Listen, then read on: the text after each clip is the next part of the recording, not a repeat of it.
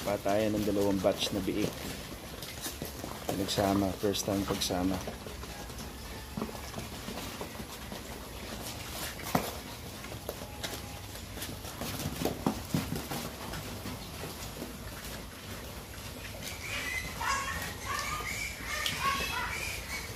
Importante din po talaga yung meron kayong marker, no?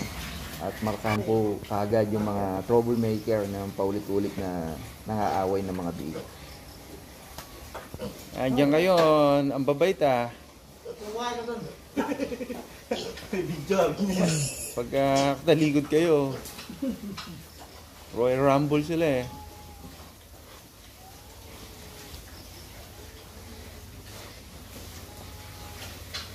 Yung labing lima to, ganyan din eh. Tama mo, ngayon. Kan muna, ano. Batayin lang. Simula lang. Oo. Oo. Magdabag ko tinignan niya nung bagong lipat yan. Oo. Tama mo, tumino oh. Ano sila ng attention mo eh. Eh wala, pag hindi sila nagtin, iwalay ko talaga. Doon ko lalagay yung tatlo. Tatlo yung magulo dyan eh.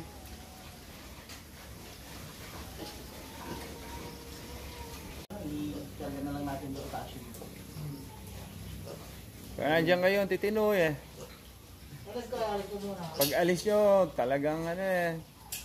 Ito, kilala ko naman yung mga yan eh. Mga tama na eh. Sila rin naman. Kaya yung tatlong malaki. Oo. Kaya yung isang maliit. Yung isang maliit galing yung sa kabila yun. Yung pong unang ginagawa po namin dyan, bibigyan sila ng mga laruan, no? Kahit mga plastic bottle o kaya yung mga nyog. Kung may mga nyog po kayo, lagyan sila ng nyog para hindi po sila, mabisi sila. At pinaka-importante po ay bantayan. Yan po ang pinaka-importante sa lahat. At markahan po, magdala kayo ng pangmarkay. Pinaka-magugulo, markahan po ninyo.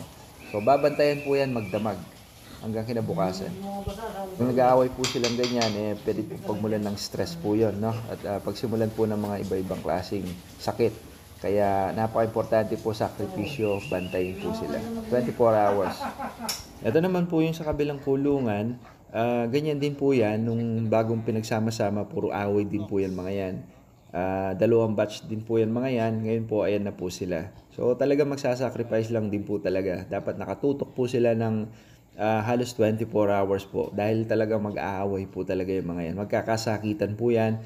May stress, magkakasakit. Yan po yung pinakaayaw natin mangyari. Kaya, konting sakripisyo lang po talaga. Yun lang mga una, pangalawang araw lang po. Tapos yung mga magugulo talaga, pag ayaw magpawat, talagang wala na magagawa, ihiwalay na po sila.